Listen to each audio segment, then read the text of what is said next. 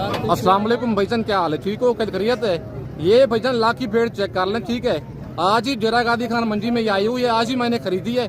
बाकी village goat farm की तरफ से ये दिखाई जा रही है। खिजर दिखा रहा हूँ आप दोस्तों को, ये लाखी भेड़ ये मेरा फार्म पे मिलेगी आप दोस्तों को डेरा गादी खान में। लाखी भेड़ है फुल साइज, और इसका हवाना चेक करवाता हूँ। और मुंह से ये वाली भेड़ 4 दांत है, बाकी फुल तैयार है, बच्चे देने की डेट बिल्कुल करीब है। बिल्कुल फुल साइज भेड़ है। और इस भेड़ का हवाना आपको चेक करवाता हूँ। हवाना भेड़ का आप चेक कर लें, ये देखें, बिल्कुल हवाना भेड़ ने बनाया हुआ है, ये चेक कर लें, ठीक है। ये भेड़ का हवाना है, और तकरीबन 4 माह से ऊपर ये गब्बन है।